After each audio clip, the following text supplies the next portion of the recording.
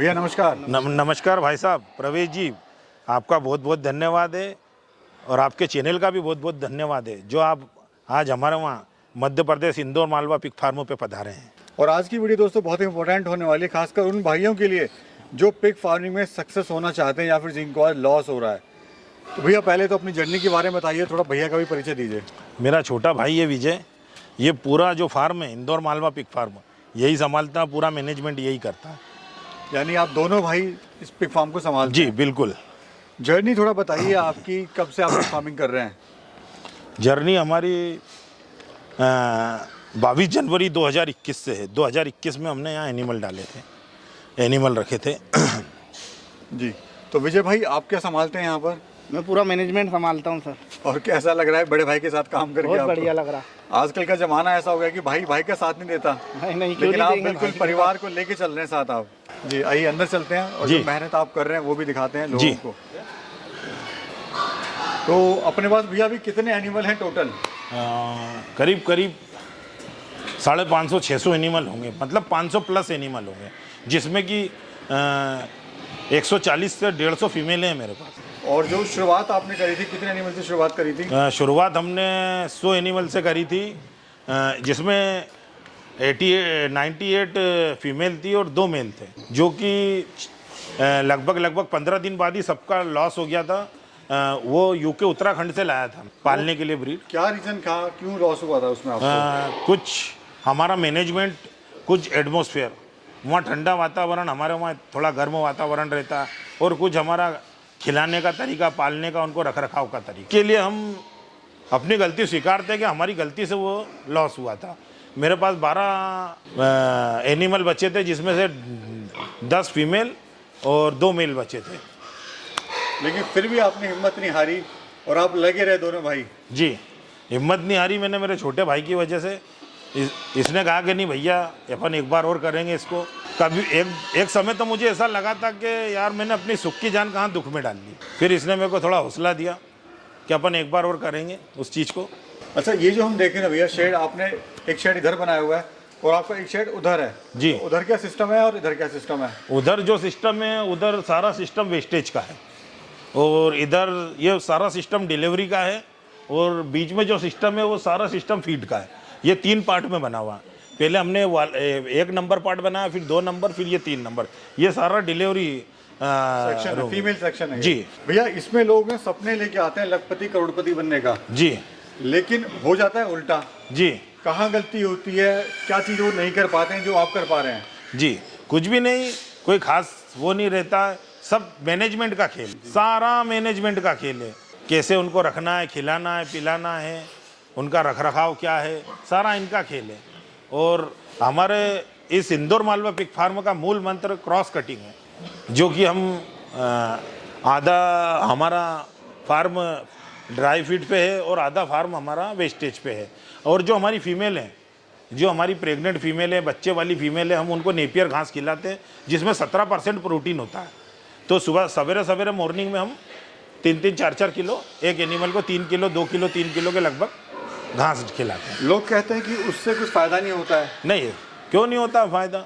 हम एक फीमेल को एक टाइम में 1.5 किलो ड्राई फीड डालते हैं, 1.5 किलो सवेरे, 1.5 किलो शाम, और करीब करीब 2 से 3 किलो हम घास खिलाते हैं उसको, नेपियर घास। भैया पिग फार्म क्यों बंद होता है, मतलब ये समझ से बाहर है लोगों की, क्यों फेल हो जाते हैं? रीज़न, कुछ ऐसे रीज़न बताइए जिससे वो फार्मर फेल ना हो। सभी फार्मर भाइयों से, नए फार्मर भाइयों से मैं एक ही बात कहना चाहूँगा कि जो उनके फेल होने का कारण है वो है उनका मैनेजमेंट, और दूसरा अच्छा गाइडलाइंस। किसी अच्छे फार्मर से आप काम स्टार्ट करने से पहले किसी अच्छे फार्मर पे विजिट करें, किसी अच्छे फार्मर से सलाह लें, अच्छी ब्रीड का चयन करें, तो शायद ही आपका फार्म लॉस में होगा। और सबसे मेन और मुख्य बात है कि धैर्य रखना, पेशेंट रखना। अब आप सोचते हो कि मैंने आज एनिमल डाल लिए, अपना फार्म स्टार्ट कर लिया, तो अगले 6 महीने में मुझे इनकम होना स्टार्ट हो जाएगी। ऐसा कुछ भी नहीं है। इनकम होना स्टार्ट होगी आपकी 2 साल में।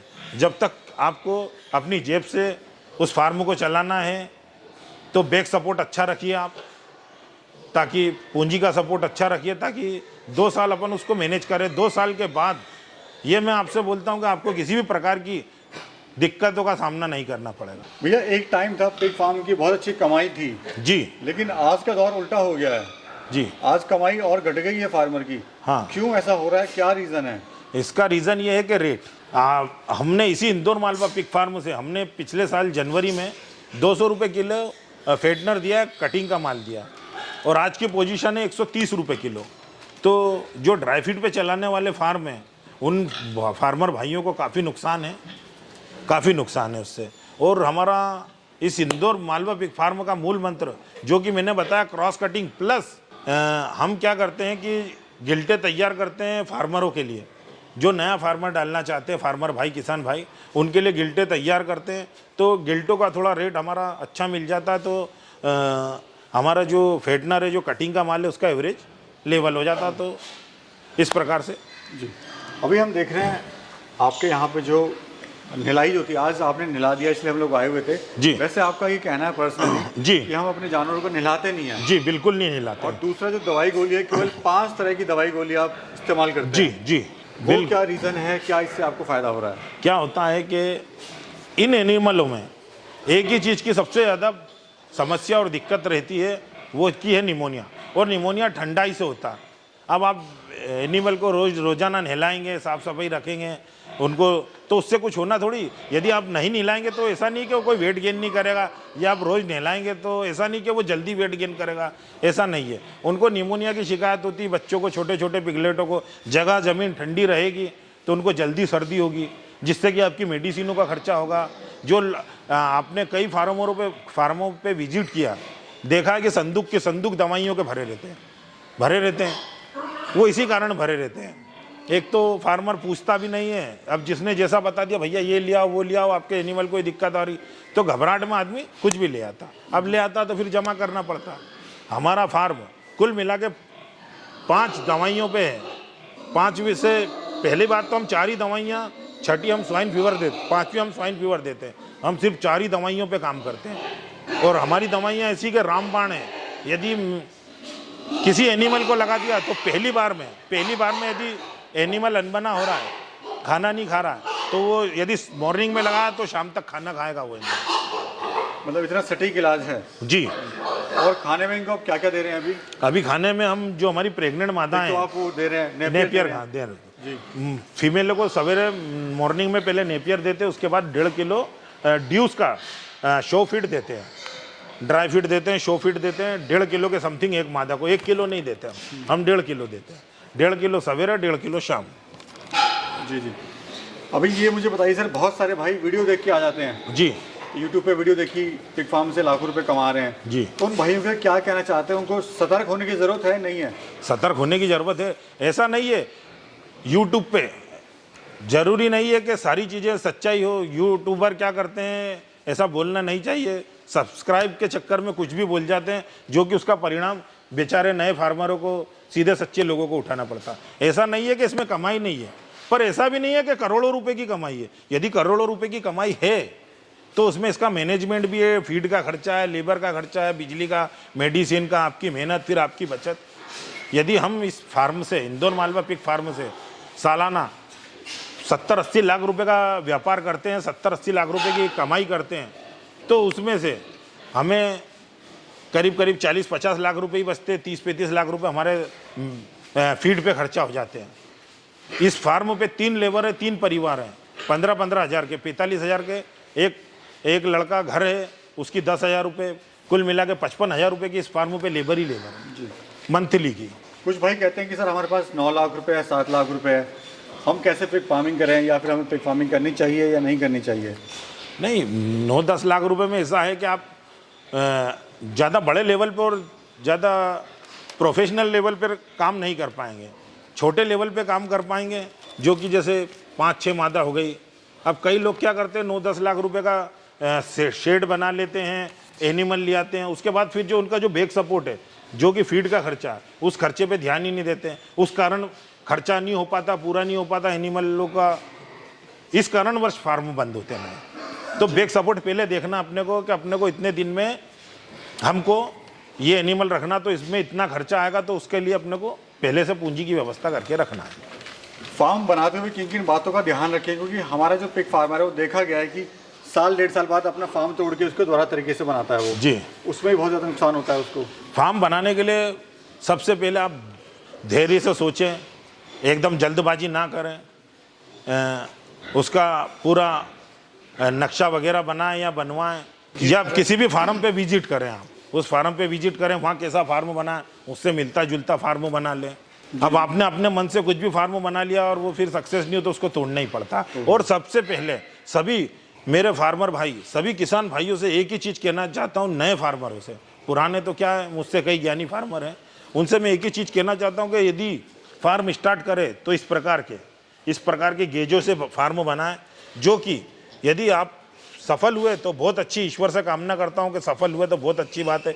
यदि आप सफल नहीं हुए तो क्या होता है कि इसको दे करके अपन 50% आपकी पूंजी वापस खड़ी कर सकते हैं। अब आपने ईंट गिट्टी पत्थर रोड़े का बना लिया, आरसीसी बना लिया, अब आप सफल नहीं हो पाए तो वो गिट्टी पत्थर तो किसी काम में आने से रहे, ये आप 50% में फिर दे सकते हो इस लोहे को। अच्छा, हाइट क्या रखी है आपने फार्म की? हमारी हाइट है इसकी करीब कोई 18 फीट हाइट है जी। अभी हम देख रहे हैं आपने शुरुआत जो करी थी वहां से करी थी जी, वहाँ से करी, फिर आपने ये शेड बनाया जी, फिर तीसरा बनाया जी, फिर अब चौथे की तैयारी हो गई है क्या जी। चल रहा है भैया, मतलब क्या चीज़ करना चाह रहे हो आप? नहीं, क्या हुआ कि पहले हम ये जो पूरा इंदौर मालवा पिग फार्म है 31,500 स्क्वायर फीट में बना हुआ है। इसकी जो बाउंड्री 31,500 स्क्वायर फीट में है। पहले मैंने बाउंड्री करवाई इसकी, फिर वो जो सामने वाली लाइन है वो सामने वाली लाइन बनवाई, फिर उसके बाद उसमें हम वेस्टेज पर एनिमल रखते हैं, फिर ये बीच वाली ये सेकंड नंबर शेड बना, इसमें हम फीड का मैनेजमेंट रखते हैं, फीड वाले एनिमल रखते हैं। फिर ये थर्ड जो बनाया है, इस थर्ड में हम सिर्फ डिलीवरी के लिए डिलीवरी रूम है ये। अभी टोटल लैंड कितनी है ऑल ओवर आपकी जगह जी? यहाँ पर कितनी है? हाँ जी, यहाँ पर 4 बीघा जगह है, जो कि 1.25 बीघा में फार्म बना, 4 बीघा जगह है। हमारे वहाँ इंदौर मध्य प्रदेश एमपी में अलग अलग 4 प्रकार के बीघा होते हैं। ये हमारा जो बीघा है ये 27,500 स्क्वायर फीट का बीघा है। कुछ लोग इसको पार्ट टाइम भी समझते हैं। पार्ट टाइम फार्म डालने की गलती कभी भी नहीं कह रहे। मैं हाथ जोड़ के निवेदन करता हूँ कि ऐसी गलती कभी भी नहीं करें जो नए फार्मर हैं कि हमारा एक दूसरा बिजनेस चल रहा है, पार्ट टाइम में हम पिगरी फार्म डाल लें। नहीं, यदि ये व्यापार करें तो फुल टाइम करें। पार्ट टाइम में ये व्यापार बिल्कुल भी सक्सेस नहीं है। इसमें 200% घाटा है, नुकसान है, 200% नुकसान रहेगा पार्ट टाइम में। भैया क्या सहयोग आप करेंगे, या फिर जो दर्शक देख रहे हैं और आपसे जुड़ना चाहते हैं, कैसे जुड़ सकते हैं और क्या आप उनकी मदद कर सकते हैं? सभी दर्शकों से मैं कहना चाहूँगा कि स्क्रीन पे हमारे नंबर दिए हैं। किसी भी फार्मर भाई को कभी कोई किसी प्रकार की एनिमल संबंधित या नया फार्म काम करना चाहता है, या एनिमल संबंधित कोई समस्या आ जाए, दिक्कत परेशानी आ जाए, तो हमसे संपर्क कर सकते हैं। किसी भी टाइम में संपर्क कर सकते हैं, कभी भी आप कॉल कर सकते हैं। और एक ही चीज़ कहना चाहूँगा कि पिग फार्मिंग कोई बुरा काम नहीं है, कोई धंधे का कोई लॉस का धंधा नहीं है, इनकम का स्रोत है और अच्छा स्रोत है, अच्छा खासा स्रोत है। पर उसको करें तो धैर्य से करें, सोच समझ के करें, बिल्कुल ठंडे दिमाग से करें। अपन इसको कर सकते हैं, आप इसको कर सकते हो तो ठीक है, तभी इसमें आइए। यदि आप इसको नहीं कर सकते हो, नौकर के द्वारा कर सकते हो, तो आप बिल्कुल इससे दूर रहिए। बहुत बहुत शुक्रिया भैया, और भैया आपका भी बहुत बहुत शुक्रिया भैया का सपोर्ट करने के लिए, हमें टाइम देने के लिए। शुक्रिया जी, बहुत बहुत धन्यवाद।